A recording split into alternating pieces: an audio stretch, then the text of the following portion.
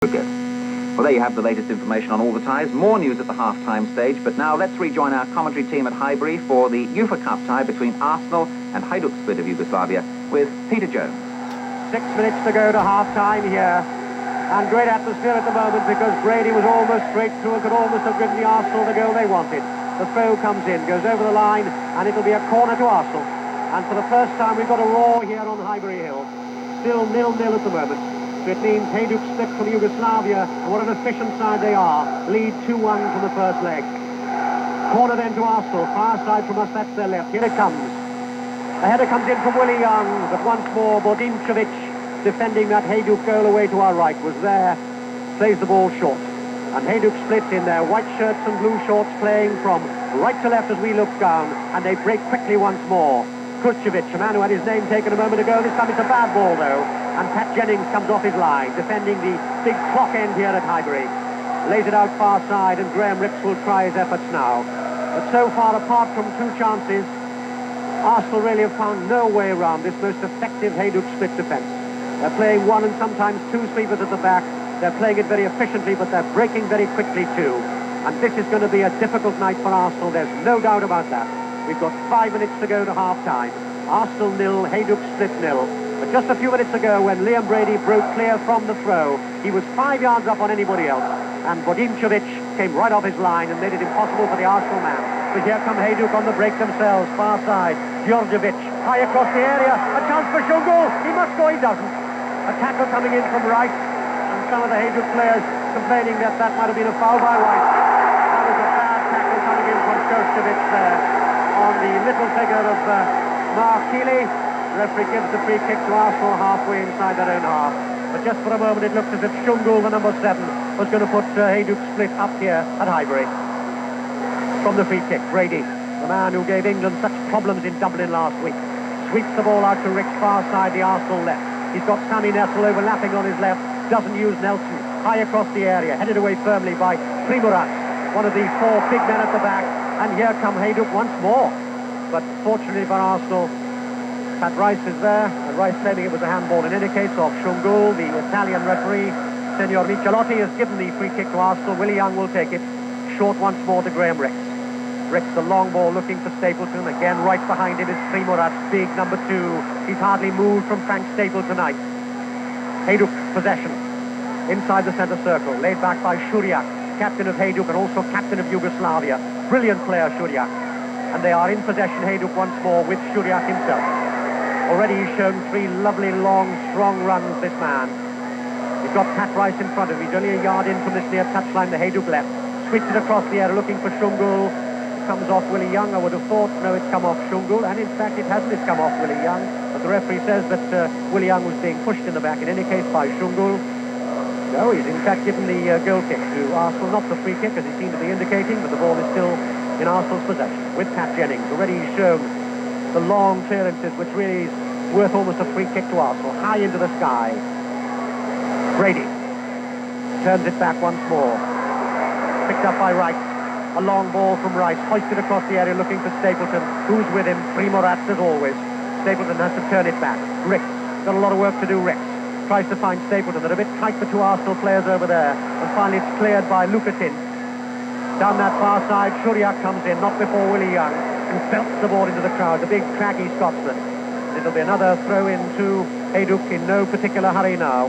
We've got just 2.5 minutes to go to half-time, and Hadjuk Split would be more than content with the scoreline.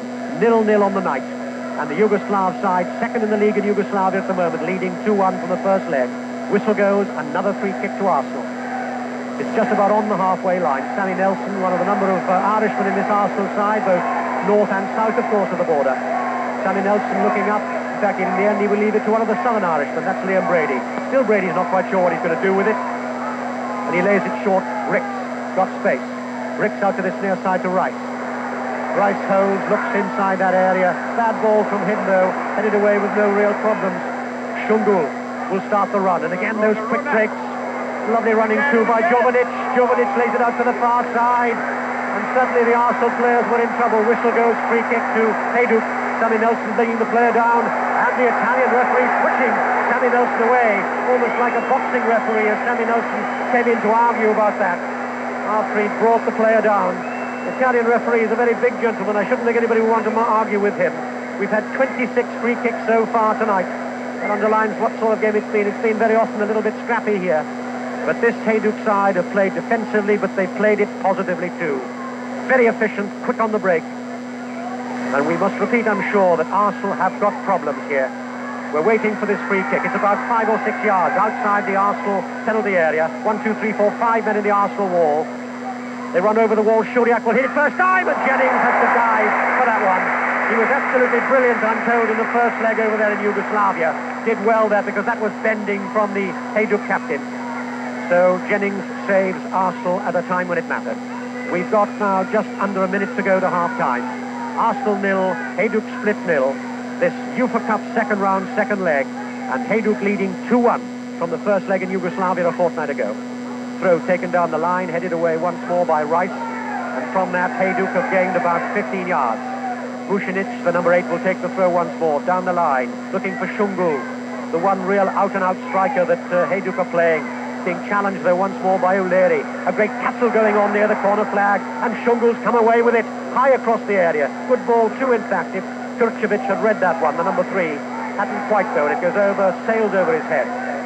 In fact, Jennings goes among the policemen to collect the ball, takes the goal kick. We're now moving into injury time here. Arsenal 0, Hadjuk Split 0. Long ball once more looking for Brady, but he's always had 1 or 2 defenders behind him all night, Brady. Played out far side. Djordjevic, the number 10, scored one of the 2 goals in the first leg, comes forward. Jennings, though, sees it. And Djordjevic doesn't quite have the legs there. And Jennings is there in plenty of time. Willie Young, halfway inside his own half. And there indeed goes the half-time whistle blown about 45 seconds into injury time by the Italian referee, a huge man who picks the ball up in one hand, rather like Frank Swift used to. And so the players disappear from our view with a 0-0 scoreline. Alongside us tonight, Laurie McMenemy, manager of Southampton. Laurie, I think you would perhaps agree that Arsenal really haven't solved their problems at all in this first 45 minutes. Well, I haven't really. I mean, Terry's got injury problems, we all know that, and we played up here a couple of weeks ago, and he had so many young ones out, but he's got bigger problems here against this lot because they are very, very hard to break down, and they're not just sitting waiting. They're only waiting until they can get the ball up the front to the laddie that you were saying, Zungul, is it? It's the out-and-out striker. And his job is to chase everything, then get it, then hold it. And he cannot hold it. He screens, and if they're having a go at him, he looks as though he relishes it. He's a bit like a boxer. But by the time he's doing that, they've got 2 and 3 and 4 men flying out from the midfield, and they look really dangerous. And they know exactly what they're about. Their technique is first class. I think you can count the number of bad balls on one hand, really. And when anybody gives the one, the captain, who you call some fancy name, I call him Sir Jack, because that's how I read it. And Sir Jack deserves his knighthood because he is one of the best players I've seen for a long, long time. He's 6 foot odd, and he's lean with it and quick as anything, and he's all over the place, and he's pulling the strings, and he's made my night because he's a real good player. In fact, the player you mentioned just a moment ago, Shungul, this out-and-out striker, Laurie. Just a minute or 2 before half-time, did you think there was a suspicion of a penalty there when Pat Rice came in a bit strong? Well, it's one of those that when you're wanting the home team to win, the crowd would be roaring their heads off, and it was the one where they held their breath, wasn't it? I think that the referee was pretty diplomatic there, but it just let people know that there's no room for composure here because they're very dangerous. They know what they're about. I honestly feel that, you see, Malcolm McDonald's a big miss here. Anybody alongside Frank Stapleton's a big miss. The laddie looks lonely and he looks frustrated, and things have been bouncing off him, whereas his first touch used to be deadly. And the biggest danger that they've had is when they've had set pieces and they've stuck up the 2 big lads, O'Leary and Big Willie Young. And Willie's got a couple of good headers in there. And I would hate to think that they're relying on corners and free kicks. But that's the way it looks to me at the moment because they're not getting anybody forward to beat the offside trap.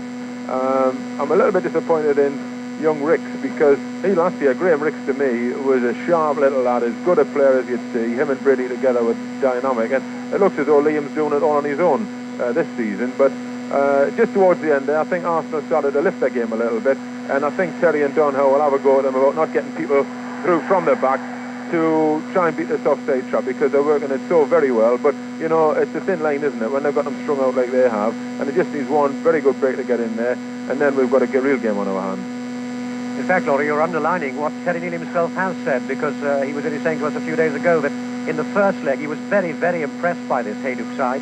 In fact, had it not been for a brilliant performance from Pat Jennings, they would have come here with certainly more than the one-goal lead. And in fact, the one thing that Terry Meal has been stressing here at Highbury, I know, the last few days, is complacency, because there was a feeling, certainly, I know, not so much among the players, but among the Arsenal supporters, if you come back here only 2-1 down, that's what people were saying, only 2-1 down, only, it may be only, but it's a long, long way. That's right, because you were pointing out to me earlier, they've got, what, 5 or 6 internationals in the side, and good players, and they play in Europe every year, these people. And I think that we should remember this in England. It's great if you, apart from 2 or 3 teams, if anybody else gets into Europe, like West Brom, for instance, tonight, it's a tremendous occasion for them. People like these teams, Hadjuk Split, Red Star, Partizan, and people like that, they're in every year, they expect to be in, and once they're in, their players are expected to be able to play this home and away thing.